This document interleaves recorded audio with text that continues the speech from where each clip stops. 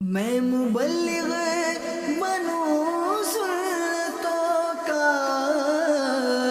خوب چرچا کروں سنتوں کا، ہو کرم بہر خاک مدینہ۔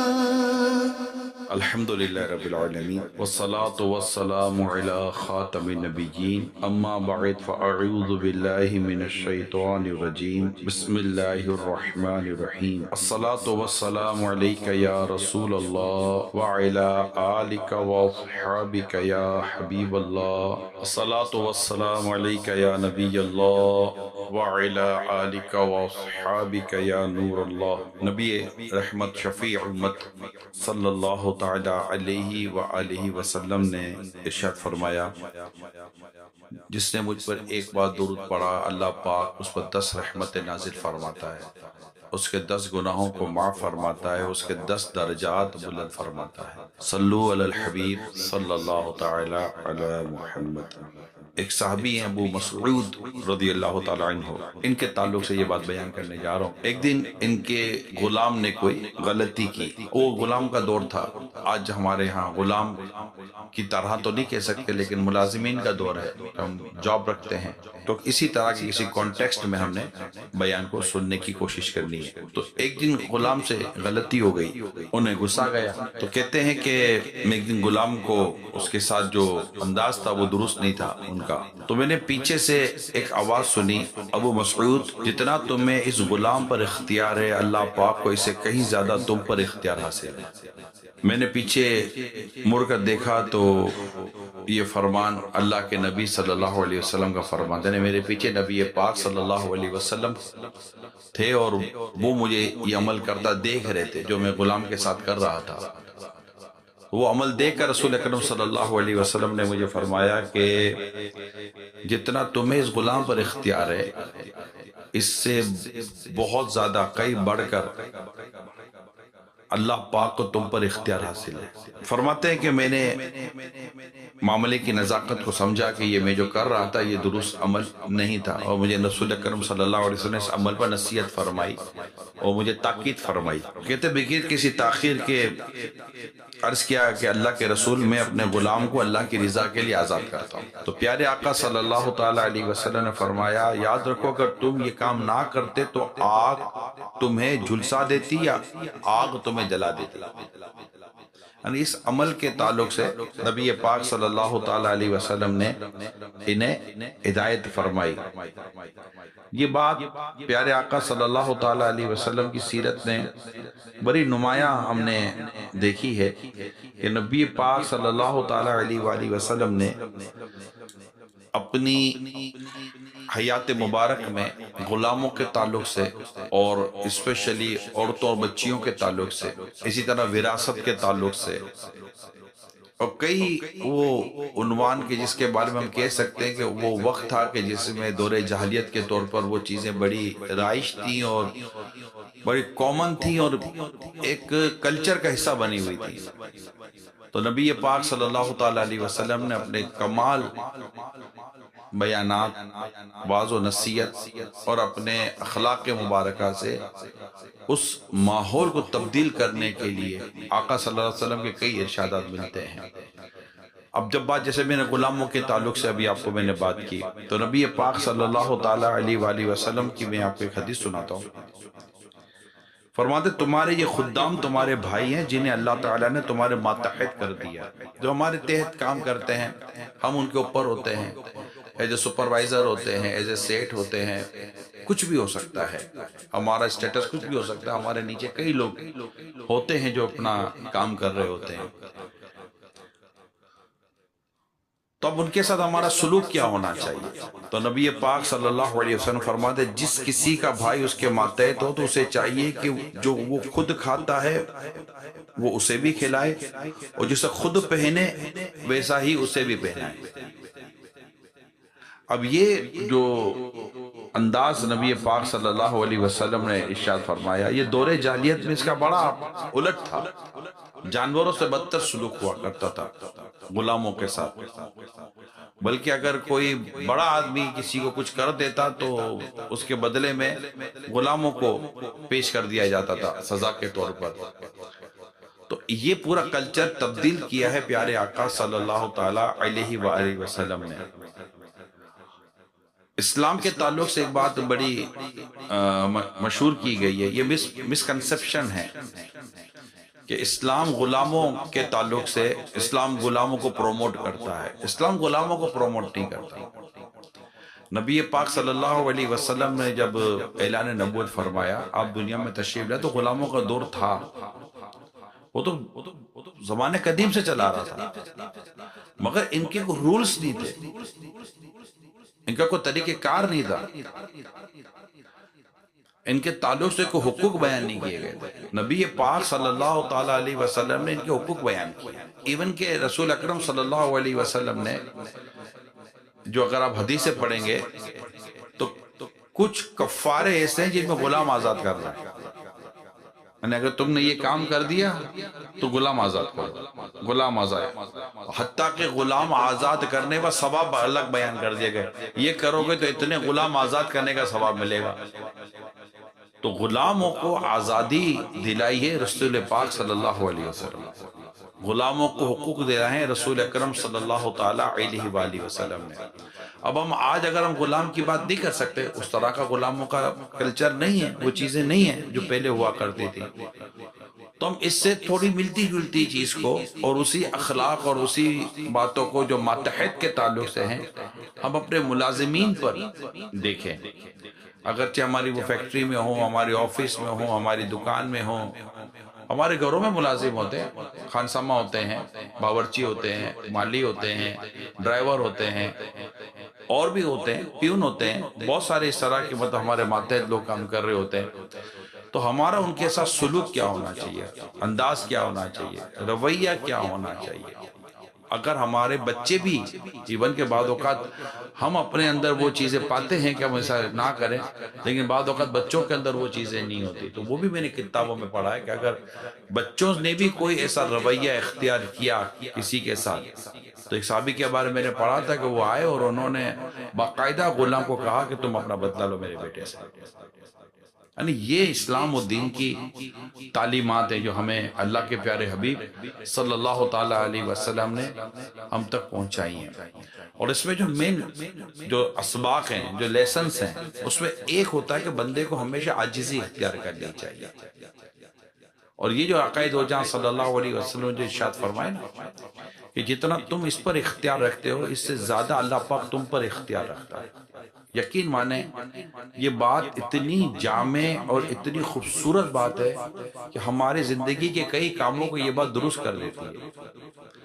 ہم کسی پر خدا نہ خواستہ ظلم کریں، کسی پر زیادہ، بندہ پاور میں ہوتا ہے، اس کے ہاتھ میں کوئی ایسی چیز ہوتی ہے تو وہ کر گزرتا ہے، لیکن وہ یہ نہ بھولے کہ اگر میں یہ کام کروں گا تو میرا کیا بنے۔ اچھا، یہ پوری فیملی کے ساتھ ہوتا ہے، پورے خاندان کے ساتھ ہوتا ہے، خالی یہ آفس یا فیکٹری یا گھر یا آفس کا معاملہ نہیں ہوتا۔ الرجال قوامون علی النساء، قرآن واضح طور پر کہتا ہے کہ مرد افسر ہیں عورتوں پر۔ اب یہاں تو ہم تو افسر بننے جاتے ہیں، یہاں تو اللہ پاک نے خود ہی مردوں کو افسر بنایا عورتوں پر۔ تو جب مرد افسر ہیں عورتوں پر تو عورتیں ان کے ماتحت ہوئی، بچے بھی ان کے ماتحت، ہمارے بچے ہمارے ماتحت ہیں۔ تم سے تمہارے ماتحت کے بارے میں پوچھا جائے گا۔ اب مرد کو اس بات کا سوچنا، جیسے ہم لوگ بیٹھے ہوئے ہیں تو ہمارے اندر گھر میں ہماری بیوی، ہمارے بچے اور اس طرح اور بھی کئی لوگ ماتحت ہوتے ہیں، بیٹیاں ہیں۔ اسلام بیٹوں کے الگ حقوق بیان کرتا ہے، بیٹیوں کے الگ حقوق بیان کرتا ہے۔ یعنی کچھ حقوق وہ ہیں، اگر میں غلطی نہیں کر رہا تو 70 کے آس پاس وہ حقوق ہیں جو بیٹیوں کے سیم ہیں۔ اعلیٰ حضرت علیہ رحمٰن نے جو حقوق بیان کیے ہیں 70 یا سے زیادہ کے وہ حقوق ہیں جو بیٹے اور بیٹیوں کے لیے سیم ہیں۔ اس کے بعد دختر کر کے اعلیٰ حضرت نے الگ حقوق بیان کیے ہیں، اور وہ الگ ہیں کہ جو بیٹیوں کے تعلق سے ہیں۔ اب آپ اگر ان حقوق کو دیکھیں گے اور نبی پاک صلی اللہ علیہ وسلم کی تعلیمات کو دیکھیں گے تو آقا صلی اللہ علیہ وسلم نے بچیوں کے لیے الگ حکم بیان کیا ہے، کیونکہ یہ کون سا دور تھا؟ یہ وہ دور تھا جب بیٹیاں زندہ زمین میں دفن کی جاتی تھی۔ اب اس دور کو نبی پاک صلی اللہ علیہ وسلم نے جب آپ کے زمانے پاک میں جب دور جاہلیت میں جب یہ ہو رہا تھا تو آقا صلی اللہ تعالی علیہ وسلم نے اس کے بھی احکام بیان کیے، بیٹیوں کو الگ خصوصیت بیان کی گئی، بیوی کے تعلق سے بیان ہوا، وہ عورت جو برکت والی ہے اس کے تعلق سے بیان کیا کہ جس کا پہلا بچہ بیٹی ہو۔ اب اس وقت کی بات کرتے ہیں، ہم دور جاہلیت کی بات تو کرتے رہتے ہیں۔ ہمارے ایک بڑے مشہور اور عالم صاحب گزرے ہیں، وہ کہتے ہیں کہ دور جاہلیت قدیمہ اور دور جاہلیت جدیدہ۔ اگر ہم آج کے دور کی بات کرتے ہیں تو وہ کئی ایسی عادتیں جو دور جاہلیت میں ہوا کرتی تھی جن کے بارے میں ہم جانتے ہیں اور ہم اس کے بارے میں اچھا تاثر نہیں رکھتے اور اچھا تاثر ہے بھی نہیں، مگر آج اگر ہم بات کرتے تو خود آج ہماری سوچ بھی دور جاہلیت قدیمہ کے طور پر، جیسے بیٹیاں پیدا ہوتی ہیں تو آج بھی بیٹی کے پیدا ہونے پر کئی گھر ہیں، کئی لوگ ہیں جن کے موڈ خراب ہو جاتے ہیں، کئی سسرال والوں کا موڈ خراب ہو جاتا ہے کہ بھائی بیٹی پیدا ہو گئی، تو بیٹی پیدا ہوئی تو کیا پرابلم ہے؟ بیٹیاں تو محبت کرنے والی ہوتی ہیں، بیٹیاں تو پیار کرنے والی ہوتی ہیں، بیٹیاں تو الفت کرنے والی ہوتی ہیں۔ بیٹے کے مقابلے میں بیٹی زیادہ اپنے والدین کے ساتھ محبت رکھتی ہے، اسپیشلی شادی کے بعد۔ اگرچہ رخصتی بیٹی کی ہوتی ہے لیکن اگر ہم تھوڑا غور کریں تو اصل شادی میں رخصتی بیٹی کی ہو رہی ہوتی ہے۔ بیٹی رخصت ہونے کے بعد ہمارے قریب آ جاتی ہے۔ اگر جو بیٹی والے ہیں ان کو پتا ہوگا جو میں کیا کہہ رہا ہوں، بیٹی کی شادی کرتے ہیں، بیٹی کی رخصتی کرتے ہیں تو بیٹی ماں باپ کے قریب آ جاتی ہے، مورلی طور پر، مینٹلی طور پر، فزیکلی دور ہوتی ہے لیکن ایموشنلی وہ اپنے ماں باپ کے قریب آ جاتی ہے۔ اور جب بیٹے کی شادی کرتے ہیں تو فزیکلی بیٹا دور نہیں ہوا ہوتا لیکن مینٹلی دور ہو چکا ہوتا ہے۔ سب کی 100% بات نہیں ہوتی، ایک جنرل سوسائٹی پہ بات کر رہا ہوں، جو جنرل معاشرہ ہے اس پر میں گفتگو کر رہا ہوں۔ ہر ایک کے گھر کے اپنے اپنے الگ الگ معاملات ہوتے ہیں، تو ہم ایز اے گھر کے بڑے، جو بھی گھر کے بڑے ہیں، آپ پیرنٹ ہیں، دادا ہیں، نانا ہیں، ہماری اپنی رسپانسبلٹی ہے، ہم آفس میں ہیں، بڑے ہیں، ہماری رسپانسبلٹی ہے کہ ہم اپنے ماتحت کے ساتھ وہ سلوک کریں جس سلوک کو وہ ڈیزرو کرتا ہے، جس سلوک کو اللہ اور اس کے رسول نے پسند فرمایا ہے۔ جیسے کہ فرمایا کہ جو تم کھاتے ہو انہیں کھلاؤ، جو تم پہنتے ہو انہیں پہناؤ۔ ہمارے ہاں ہوتا یہ ہے بعض اوقات کہ ملازمین کے ساتھ ایسا سلوک نہیں کیا جاتا ہے، یعنی ملازمین کو الگ بٹھایا جاتا ہے۔ پہلے کے دور میں یہی تھا کہ غلام ساتھ بیٹھ کے کھانا کیسے کھا سکتا ہے؟ غلام بیٹھ کے ساتھ کھانا نہیں کھا سکتا تھا، اور نبی پاک صلی اللہ تعالیٰ علیہ وسلم نے سارے نظام کو درست کر دیا۔ آپ صلی اللہ تعالیٰ علیہ وسلم کردار کو اگر میں پڑھتا ہوں اور میں اگر اس کو بیان کروں تو نبی پاک صلی اللہ علیہ وسلم نے اتنی پیاری بات ارشاد فرمائی، آپ فرماتے مجھے مساکین میں تلاش کرو، یعنی غریب اور مسکین یہ وہ طبقہ ہے کہ جس کے بارے میں فرمایا گیا کہ ان کے ذریعے تمہاری مدد کی جاتی ہے۔ اب آج جو کلچر ہے ہمارا وہ تھوڑا مختلف ہے، لہذا ہمیں چاہیے کہ جب بھی ہم اس کیا کہتے ہیں زندگی کا یہ جو ہمارا پہلو ہے جس میں ابھی میں نے نماز کی بات نہیں کی، ابھی میں نے روزے کی بات نہیں کی ہے، ابھی میں نے زکوٰۃ کی بات نہیں کی، میں نے حج کی بھی بات نہیں کی، اس ٹاپک کو کہتے ہیں معاملات، ایک دوسرے کے ساتھ کیسے تعلق رکھنا چاہیے۔ معاملات کو اسلام نے بہت زیادہ اہمیت دی ہے۔ جو ہمارے اہل علم طبقہ ہے، بحر شریعت یہ ایک فقہ کی بڑی مشہور کتاب ہے اور اس کے کئی حصے ہیں، کئی والیوم ہیں بحر شریعت کے، 20 والیوم بھی بیان کیے گئے بحر شریعت کے۔ اگر ان تمام تر حصوں کو ہم دیکھتے ہیں تو ان میں سے چند حصے عبادت کے ہیں، اس کے بعد تقریباً حصے معاملات ہیں۔ اسلام اعتدال سکھاتا ہے، اسلام افراط و تفریط سے بچاتا ہے، اسلام معتدل مزاج عطا کرتا ہے ہمیں کہ آپ بیلنس مزاج رکھیں، ایسا بھی نہ ہو کہ ون سائڈ افراط و تفریط جس کو کہتے ہیں اسے بچاتا ہے ہمارا دین، ہمارا اسلام۔ خیر، تو میں نبی پاک صلی اللہ تعالیٰ علیہ وآلہ وسلم نے اس عنوان پر ہمیں جو ارشادات عطا فرمائے، ایک پیارے آقا صلی اللہ تعالیٰ علیہ وسلم کا ارشاد میں نے پڑھا ہے، آپ کو بھی سناتا ہوں، بخاری شریف کی حدیث ہے، غلاموں کے تعلق سے جو آپ کے ماتحت ہیں ان کے تعلق سے ارشاد فرمایا، ان کی طاقت سے بڑھ کر ان پر کام کا بوجھ نہ ڈال، لیکن اگر تم اپنے نوکروں یا غلاموں کو اس طرح کا مشقت والا کام کہہ دو تو پھر اس کے پورا کرنے میں ان کی خود بھی مدد کرو۔ اب مسئلہ سارا یہ ہے کہ ڈر ہے، اگر ملازم کہتا ہے کہ میں یہ نہیں کر سکتا تو اس کو پتا ہے کہ سیٹ صاحب کو موڈ خراب ہو جائے گا کہ ٹھیک ہے بیٹا کل سے مت آنا۔ اس کا طریقہ یہ ہوتا ہے کہ ہم جب کسی سے جاب رکھتے ہیں، کسی کو ملازم رکھتے ہیں، اس سے باقاعدہ معاہدہ کرتے ہیں، آپ اس کو جس کام کی آپ نے اس کو سیلری دی یا جس کام پر آپ نے اس کو رکھا اس کو وہ کام لیں۔ ابھی ہو رہا ہے، یہاں ہو رہا ہے، اسلام آباد میں ہو رہا ہے، پنڈی میں ہو رہا ہے، کراچی میں ہو رہا ہے، دنیا میں ہو رہا ہے، لیکن میں دنیا کے کئی ملکوں میں گیا ہوں، میں نے دیکھا ہے کہ ملازمین کے ساتھ جو اس پر معاملہ ہے، آپ بولے گا یار یہ ملازمین کون سے سیدھے سادھے ہوتے ہیں، ان سے کام لینا وہ آسان کام ہے؟ مجھے پتا ہے ملازمین سے کام لینا آسان کام نہیں ہے، بہت مشکل کام ہے، اور ہمارے یہاں ملازمین سے کام لینا زیادہ مشکل کام ہے کیونکہ بڑے مزاج عجیب و غریب ہے۔ تو اس کا طریقہ یہ تھوڑی ہے کہ اگر وہ زیادتی کرتا ہے یا وہ غلط کر رہا ہے تو ہم بھی اس کے ساتھ غلط کریں گے، وہ نہیں کام کر رہا ہوتا، نہیں ہمارے وعدے کھاتا یا ہمارے اسے اصول پر نہیں آتا تو ہم اسے ایکسکیوز کر لیتے ہیں، مدد کر لیتے ہیں، بھائی ٹھیک ہے آپ نہیں کر پاتے تو ٹھیک ہے، یہ ایکسکیوز کر لیتے ہیں۔ اس کو زیادتی کرنے، اس کو گالی دینے کی، اس کو مار پیٹ کرنے کی، اسے برا بھلا کہنے کی ہرگز ہم کو اجازت نہیں ہے۔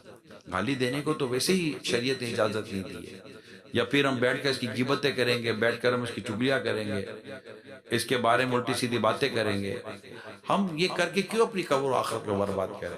وَلَا يَغْتَبْ، قرآن واضح طور پر فرماتا ہے، اور غیبت نہ کرو۔ اب اس کو نکالنے کے لیے پھر اس کی عیب تلاش کریں گے کہ یار اس کو نکالنا ہے، اب اس کا آپ کو عیب ڈھونڈو، اس کی کوئی خرابی ڈھونڈو، اس کی کوئی برائی ڈھونڈو کہ اس کے سامنے رکھیں گے۔ وَلَا تَجَسَّسُوا، قرآن واضح طور پر کہتا ہے، اور عیب تلاش نہ کرو۔ میں اس لیے آپ کو بہت سمپل سا ایک فارمولہ بتا رہا ہوں کیونکہ دعوت اسلامی کے اندر خود more than 52,000 امپلائز دعوت اسلامی میں، اتنا بڑا سیٹ اپ ہے، اتنے جامعۃ المدینہ، اتنے مدرسۃ المدینہ، اتنی مساجدیں ہیں، اتنا بڑا نظام ہے۔ دعوت اسلامی خود more than 52,000 امپلائز کو لے کر رن کر رہی ہے۔ یہ ہمارے 5 لاکھ والنٹیئرز کے علاوہ ہیں، پورا ایک HR ڈپارٹمنٹ ہے، یہ سب ہیں۔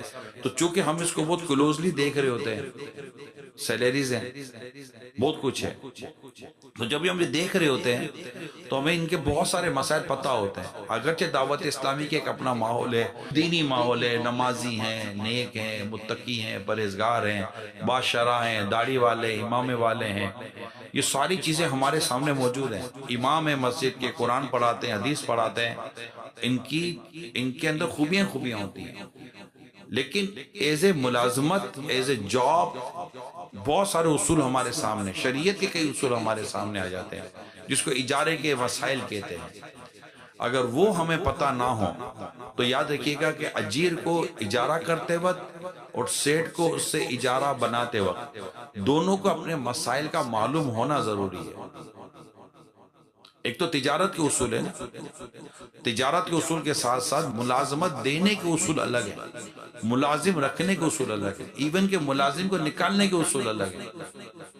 ہم یوں نکال بھی نہیں سکتے اور بغیر مبہم کسی کو رکھ بھی نہیں سکتے۔ تو میری درخواست آپ سے یہی ہوگی کہ اگر آپ نے ملازمت کرنی ہے تو بھی اس کے اصول سمجھ لینے چاہیے، اور اگر کسی کو ملازمت دینی ہے تو اس کے بھی اصول سمجھ لینے چاہیے، تاکہ ہمیں یہ معاہدہ کرتے وقت ہم گناہ گار نہ ہو جائیں۔ ایک تو ہوتا ہے کہ آپ نہیں ناجائز کروا رہے، پھر بھی وہ ناجائز کر رہے ہوتے ہیں، بددیانتی کر رہے ہوتے ہیں، ڈنڈی مار رہے ہوتے ہیں، بلنگ میں ڈنڈی مار رہے ہوتے ہیں، یہ کر رہے ہوتے ہیں۔ اس کے لیے پھر ہمارا آڈٹ نظام ہونا چاہیے، ہماری اکاؤنٹیبلٹی ہونی چاہیے۔ یاد رکھیے گا، میرے خود I was witness میں، تو میں نے اس فیلڈ کو دیکھا ہے، ایماندار سے ایماندار آدمی کو بھی اگر خراب کرنا ہونا تو اب اس کی اکاؤنٹیبلٹی چھوڑ دیں، اب اکاؤنٹیبلٹی رکھیں، آپ حساب کتاب کا نظام اچھا رکھیں، اس سے پوچھ گچھ کا نظام اچھا رکھیں، ورنہ پھر بندے کے اگر پوچھا نہ جائے تو بے باک ہو جاتا ہے. ہم پر بھی پوچھ گچھ کی تلوار لٹک رہی ہے. تم سے تمہارے اعمال کے بارے میں پوچھا جائے گا. قیامت کے دن تو پرسش ہے نا, ڈر لگتا ہے. قیامت کے دن حاضر ہونا ہے, اللہ کے حضور حاضر ہونا ہے, اللہ ہم سے سوال کرے گا, مجھے جواب دینا ہے. ہم جواب دیں قیامت کے دن. جواب دے جو ہے نا انسان کو ذمہ دار بنا دیتا ہے. تو جب ہم جواب دہ بنیں گے یا جواب دہ بنائیں گے تو ہم خود ہی ذمہ دار ہو جائیں گے. اسی طرح بیٹے کو بھی اگر آپ پوچھنا چھوڑ دیں تو بیٹا بھی بے باک ہو جاتا ہے.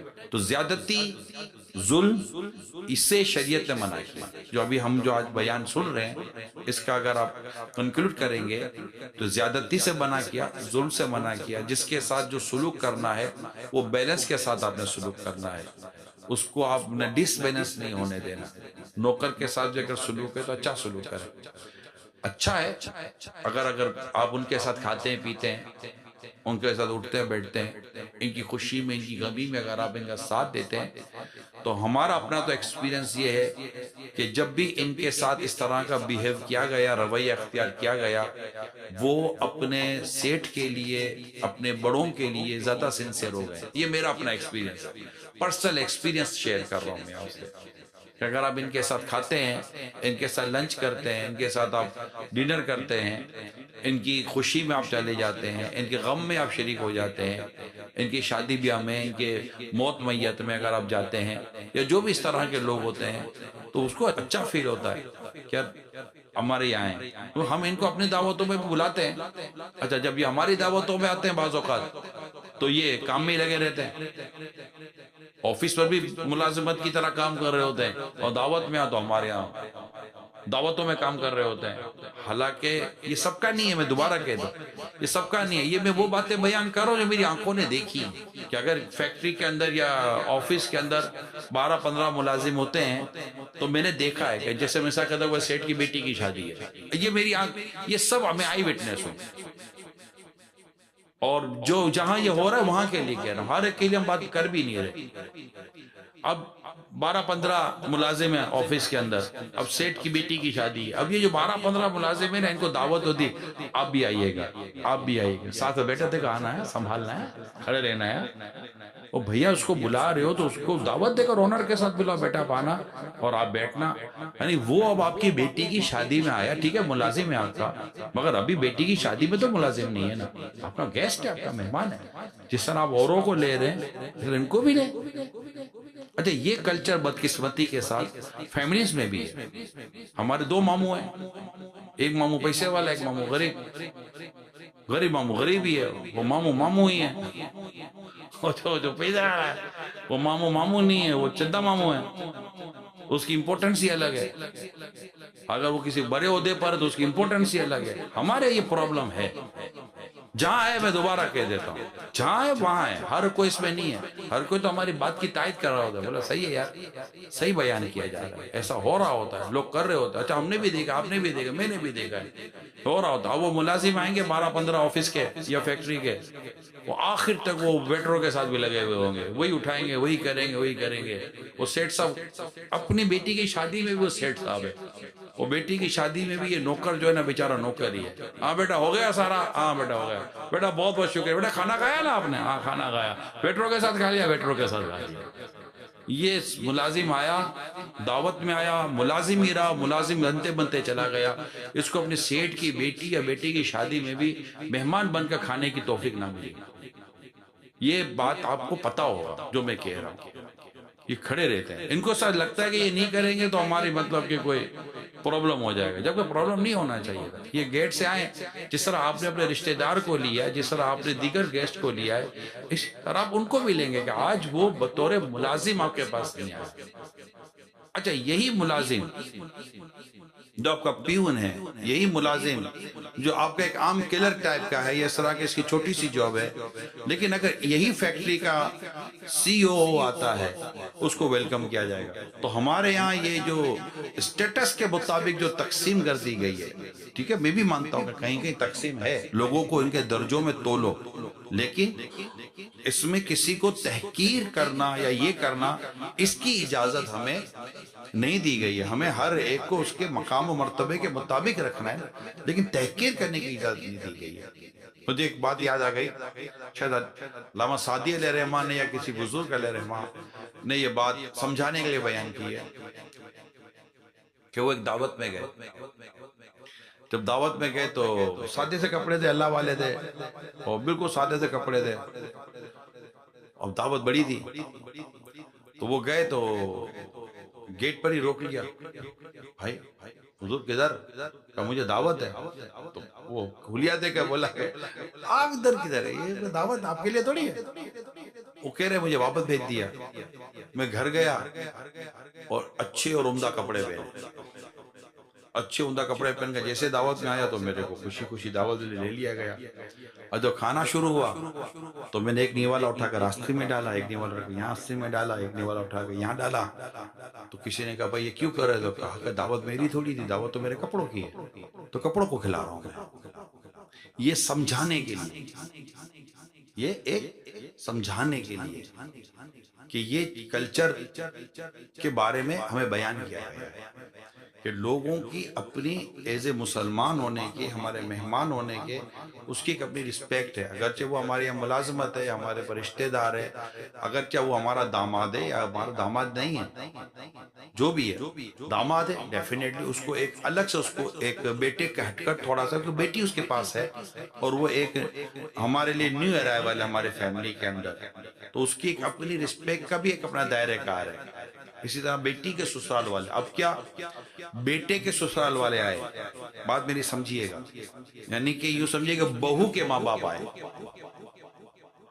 اس کے ساتھ برتاؤ میں، اور بیٹی کے ساس سسر آئے. بات میری سمجھ رہے ہیں؟ بیٹی کے ساس سسر آئے، ان کو ویلکم کرنے میں، اور بہو کے ماں باپ آئے ان کو ویلکم کرنے میں فرق آ جاتا ہے. حالانکہ دونوں ماں باپ ہیں، اور وہاں چونکہ بیٹی دی ہے تھوڑے سے ہمارے لیے زیادہ وہ ریزرویشن بڑھ جاتی ہے، اور وہاں چونکہ بہو بیٹی لی ہے تو وہ ریزرویشن بڑھ جاتی ہے. اچھا یہ کلچر بدقسمتی یہ کہ مائنڈ میں بیٹھا ہوا ہے. جو بہو کے جو ماں باپ ہیں نا، ان کو پتا ہے کہ ہم نے تھوڑا سا ڈاؤن ہو کر ہی جانا ہے، بیٹی دی ہوئی ہے. اور جن کو بیٹی دی ہے نا، ان کے یہاں سے کوئی آئے گا تو کو پتا ہے کہ بھائی ہم چونکہ بیٹے والے ہیں، لڑکے والے ہیں، تو ہمارا یہ کلچر یہ ہے. یہ اتنی سوسائٹی اتنی ڈس بیلنس ہے، یقین مانے اتنی ڈس بیلنس ہے، بیان نہیں کر سکتا، اتنی ڈس بیلنس ہے. وہی برتاؤ پھر مہمان کے طور پر ہوگا، ان کو بٹھانے کے طور پر ہوگا، اور بہو کے ماں باپ بیٹھے ہوں گے کسی پیچھے کی کرسیوں کے اوپر، اور بیٹی کے ساس سسر بیٹھے ہوں گے آگے کی کرسیوں پر. ایک ساس سسر ایک معاورتاً کہہ رہا ہوں، ورنہ تو یقیناً عورتیں الگ بیٹھتی ہیں، مرد الگ بیٹھتے ہیں. تو یہ جو ہمارے یہاں جو تقسیم ہے، رشتوں کے نام پر، پیسوں کے نام پر، اسٹیٹس کے نام پر، ملازمین کے نام پر، غیر ملازمین کے نام پر تقسیم ہے. عزت کس کی؟ بے شک اللہ کے نزدیک تم میں زیادہ عزت والا ہوا ہے جو زیادہ تقوی والا ہے.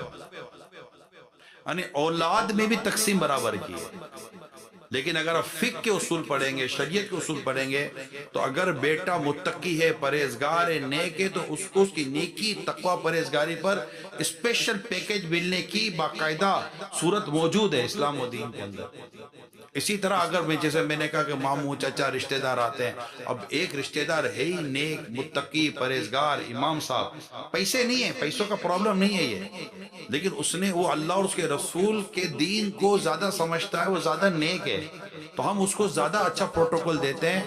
وجہ یہ ہے کہ ہم اللہ اور اس کے رسول سے محبت کرتے ہیں، تو جو ہمارے نزدیک اللہ اور اس کے رسول کے زیادہ قریب ہے تو ہم اس سے بھی محبت کرتے ہیں. وجہ اللہ اور اس کے رسول کی محبت بنتی ہے کہ بھئی اس وجہ سے ہم اس کے ساتھ یہ تھوڑا سا خصوصی برتاؤ کر رہے ہوتے ہیں.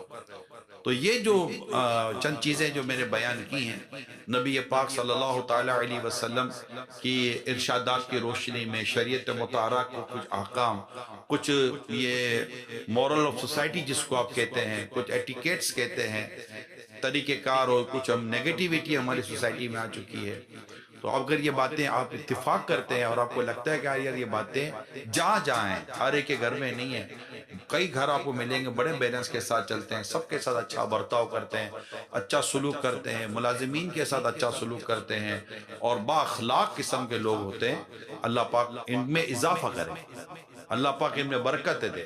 لیکن کہتے ہیں اس مردار پہ کیا للچایا دنیا دیکھی والی ہے۔ اگر آپ کو ایسا لگتا ہے کہ یار یہ باتیں بیلنس والی ہیں، دین کی ہیں، اچھی ہیں، رسول پاک صلی اللہ تعالی علیہ وسلم کی اچھی تعلیمات اس میں ہمیں نظر آتی اور ہیں اچھی تعلیمات، تو میں آپ سے ریکویسٹ کروں گا بلغوا عنی ولو آیا، حدیث میں پہنچا دو میری طرف سے اگرچہ ایک ہی آیت ہو۔ اب یہ ہماری رسپانسبلٹی بنتی ہے۔ یہ جو خرابیاں پیدا ہوتی ہیں نا، خرابیاں پیدا ہونے کی ایک وجہ یہ ہوتی ہے کہ ہم نیکی کی دعوت نہیں دیتے، برائی سے منع نہیں کرتے۔ یہ میں آپ کو صحیح بتا، یعنی یوں سمجھے کہ گندگی گر رہی ہو اور صفائی کا نظام نہ ہو تو حال کیا ہو۔ یہ ہماری سوسائٹی کا ہے، یہ ہماری گلی کوچوں کا نہیں کہہ رہا، یہ وہ سوسائٹی نہیں ہے جو بن رہی ہیں۔ ہماری اس سوسائٹی سے مراد ہمارا معاشرہ ہے، ہمارے افراد ہیں، ہمارا کلچر ہے کہ اتنی برائیاں اور اتنی خرابیاں اور اتنی بے حیائیاں اور اتنی بے شرمیاں کی گندگی ہمارے سوسائٹی میں گر رہی ہے کہ اس کو صاف کرنے والے لوگوں کی کمی ہے، بہت کمی ہے۔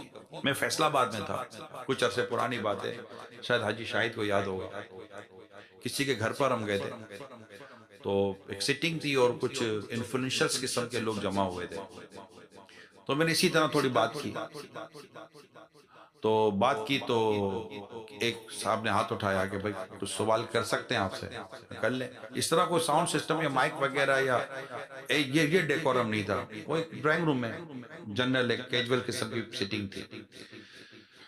تو انہوں نے کہا میں کچھ پوچھ سکتا ہوں آپ سے، میں نے کہا جی پوچھئے۔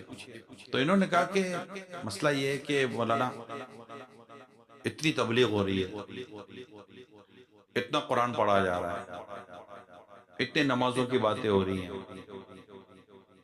اتنی دین کی باتیں ہو رہی ہیں، اتنی مسجدیں بن رہی ہیں، یار یہ برائیاں کیوں نہیں ختم ہوتی؟ جو صاحب آئے بڑے اوپر سے تھے بھی گورنمنٹ آفیسر اور یہی لائن ان کی لا اینڈ آرڈر کی تھی، تو یہ برائی کیوں ختم نہیں ہو رہی؟ برائیاں ہیں، میں یہ بھی نہیں کہہ سکتا کہ برائیاں آپ کو نظر آتی ہیں ہی نہیں، ہم تو خود برائیوں کو بیان کرتے ہیں۔ میں نے کہا یار آپ جو کہہ رہے ہیں کہ یہ سب کچھ جو ہو رہا ہے پھر بھی اتنی برائیاں کیوں ہیں؟ میں آپ سے ایک سوال کرتا ہوں کہ اگر یہ جو کچھ ہو رہا ہے، نیکی کی دعوت ہو رہی ہے، برائی سے منع کیا جا رہا ہے، نمازیں، تلاوت، عبادت، یہ جو کچھ ہو رہا ہے، اگر یہ نہ ہو رہا ہوتا تو برائیاں کہاں ہوتی؟ یعنی یہ ہونے کے بعد یہ حال ہے، اب سوچئے کہ یہ نہ ہو رہا تھا تو اس وقت ہمارا حال کیا ہو رہا ہوتا؟ کہا یہ تو ہے۔ میں کہا اس کا طریقہ یہ ہے کہ جو لوگ کر رہے ہیں نا برائیاں ختم کرنے کی کوشش ہیں، وہ تھوڑے ہیں، ان کی تعداد کم ہے، تنقید بھی ان پر زیادہ ہو رہی ہے، ان کا ساتھ دینے والے لوگ کم ہیں۔ اگر یہ تعداد بڑھا دی جائے اور ہر شخص اپنی ذمہ داری کو سمجھے، جیسے میں نے کہا کہ بلغوا عنی ولو آیا، حدیث پاک واضح ہر امتی کے لیے، پہنچا دو میری طرف سے ایک ہی آیت ہو، ہر امتی کے لیے، آپ کے لیے بھی میرے لیے بھی ہے۔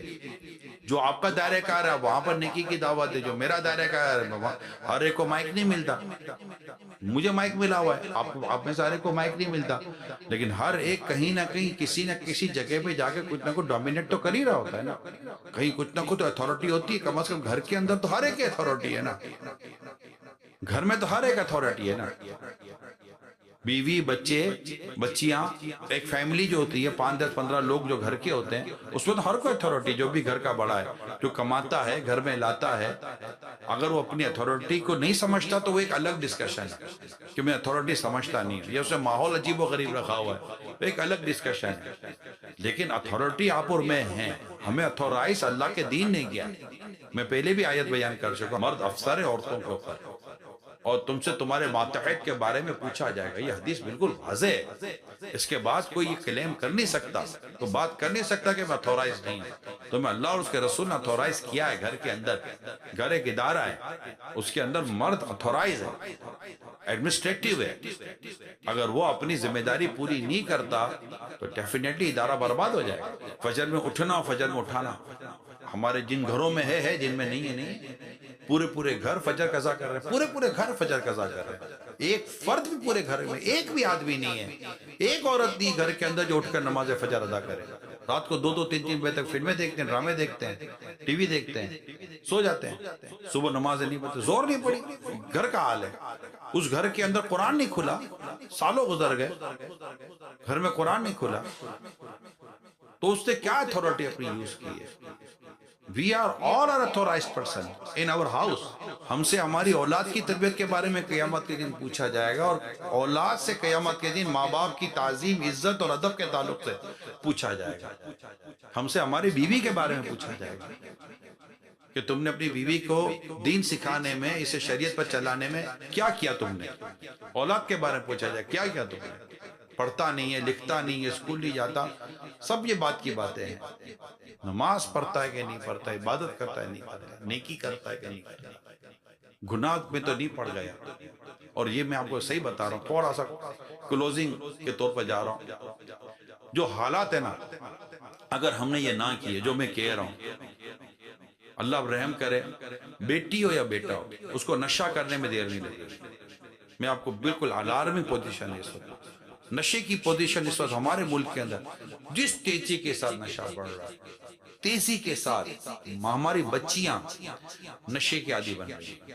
بچیاں، اس پہ اسپیشلی آئس کا جو نشہ ہے، مجھے باقاعدہ کہا گیا یار آپ اس پہ بولنا شروع کرو. حالانکہ میں بہت بولتا ہوں نشے پر. اسلام آباد میں آ کے میں اتھارٹی سے ملا ہوں، لاہور میں جا کے اتھارٹی سے ملا ہوں. آپ جس اتھارٹی کا نام لو، پریسیڈنٹ سے لے کے نیچے تک، جس اتھارٹی کا نام لو، میں نے ملاقاتیں کی ہیں اور یہ ایشو لے کر گیا ہوں. کیونکہ ہمارے تقریباً بچے یونیورسٹیز اور کالجز میں پڑھ رہے ہوتے ہیں، اور اس وقت نشے کا جو سب سے بڑا ایریا ہے جہاں نشہ دیا جا رہا ہے، نشہ بیچا جا رہا ہے، جہاں نشہ کیا جا رہا ہے، وہ ہمارے تعلیمی ادارے ہیں. یہ بات میں نے HEC میں بھی کی ہے، یہ بات میں نے ہر جگہ کی ہے. جن کو کہنا تو ان کو ہم نے کہہ دیا. اب جو کر سکتے وہ کر سکتے ہیں. ہمارا کام پہنچانا ہے. تبلیغ کے 3 ذریعے، ایک طاقت، یعنی برائی ختم کرنے کا ایک طریقہ طاقت، جو کہ ارباب اقتدار، جو اختیارات جن کے پاس ہوتے ہیں وہ کرتے ہیں. ہر ایک کو طاقت کا استعمال دے دیں گے تو معاشرہ برباد ہو جائے گا. اب آتے علماء، وہ اپنی زبان کے ذریعے لوگوں کو بتاتے ہیں، برائی ختم کرنے کی کوشش کرتے ہیں. اور ایک عوام ہوتی ہے جو کچھ بھی نہیں کر سکی تو دل میں برا جانے. مگر اس وقت میں آپ کو صحیح بتا رہا ہوں میرے پیارے اسلامی بھائیوں، اگر آپ کچھ کر سکتے ہیں، ایک تو اپنے گھر کے لیے اور کسی سوسائٹی کے لیے، تو اس کے لیے کوئی کام کر. اگر آج ہم نے اپنے بچوں اور بچیوں پر نظر نہ رکھی تو کل بیٹا یا بیٹی یا دونوں نشے کے عادی بنے. اور پتہ بعد میں چلتا ہے، پتہ بعد میں چلتا ہے جب بیٹا بیٹی نشے کے عادی بن چکے ہوتے ہیں، پتہ بھی نہیں چلتا. پھر ہم کہتے ہیں اب پچھتا ہے کہ جو چیڑیاں چگ گئی کھیت. بڑا صاف ستھرا بیٹا اور بیٹی نظر آئیں گے لیکن یہ نشے کے عادی ہوں گے، ہمیں نہیں پتہ چلے گا. ہمیں لگتا ہے یہ اسٹڈی کرنے جا رہے ہیں، یہ نشہ کرنے جا رہے ہیں. جب آپ خود سوچیں جب کالج یونیورسٹی میں نشہ بکتا ہو، وہ تو پرانی بات ہے 70%، اب تو بڑھ گیا ہوگا. اس مافیا کا کوئی کچھ بگاڑنے کے لیے بیٹھا ہی نہیں ہے. کون بگاڑے گا ان سے؟ جب پتہ چلتا ہے کہ ہمارے محلے میں، علاقے میں چوری ڈکیتی وارداتیں بڑھ گئی ہیں، اسٹریٹ کرائم بڑھ گیا ہے، تو ہمارا اٹیمپٹ کیا ہوتا ہے؟ ہم کیا کرتے ہیں؟ سیکیورٹی میجرز بڑھا دیتے ہیں، سیکیورٹی پروٹوکولز بڑھا دیتے ہیں، دروازے مضبوط کر دیتے ہیں، لاک اینڈ کی کر لیتے ہیں، سیکیورٹی الارم لگ دیتے ہیں، اسی طرح کی کچھ چیزیں کرتے ہیں، گارڈ وار رکھ لیتے ہیں. کیوں کھلا ٹلا کیوں نہیں رکھا آپ نے؟ نہیں کرتے کیونکہ یہاں کوئی لوٹ کر لے جائے. اسی طرح اس وقت ہمارے بچے، اسپیشلی میں آپ کو بتاؤں، غریبوں کے بچے اتنے انوالو نہیں ہو پاتے. اس کی میں وجہ بتاتا ہوں، کیونکہ ان کا نفع امیروں کے اور عزت دار لوگوں کے بچوں میں. اتنی مہنگی چیزیں ریگولر کون خریدے گا؟ جس کے پاس پیسہ ہوگا وہی خریدے گا، یا جس کا کوئی سا بیک اپ ہوگا وہی خریدے گا. تو یہ جو کچھ معاشرے میں، سوسائٹی میں کچھ پوزیشن رکھتے ہیں نا، ان کو اس معاملے میں زیادہ ڈرنا چاہیے کہ یار اپنے بچے ہاتھ سے نہ نکل جائیں. تو اگر آپ کہیں انفلوئنس رکھتے ہیں تو عوام بات کریں. کچھ بھی نہیں کر سکتے، نتھنگ، تو کم از کم اپنے گھر کے اندر اپنی بچوں اور اپنی فیملی کو کیئر کر لیں، اور اس کے لیے نماز کی طرف لائیں، مسجد کی طرف لائیں، عبادت کی طرف لائیں، گھر میں قرآن کی طرف لائیں، گھر میں تہجد ہو رہی ہے، گھر میں عبادت ہو رہی ہے. پاکیزگی ہو گھر کے اندر، قرآن پڑھا جا رہا، اور یہ ٹی وی ڈرامے ٹی وی پر نہ آئے۔ میڈیا نے دماغ خراب کیا ہوا۔ ہم کو ایسا کام کر کے دنیا سے جائیں کہ ہمارے مرنے کے بعد کو کہے کہ یار یہ آدمی معاشرے کے لیے کچھ کر گیا ہے۔ آقا صلی اللہ علیہ وسلم کا میں بھی امتی ہوں، میں بھی غلام ہوں، میں نبی پاک صلی اللہ علیہ وسلم کی پیاری امت کے لیے، جن کے لیے آقا رویا کرتے تھے، سرکار محبت فرماتے اپنی امت سے، میں اس امت کو تباہی سے اور امت کو خرابی سے بچانے کے لیے میں اپنا کون سا رول پلے کر سکتا ہوں؟ یہ سوال آپ خود سے کریں گے تو انشاءاللہ آپ کو کوئی نہ کوئی اپنے پروفیشن یا اپنی دائرے کا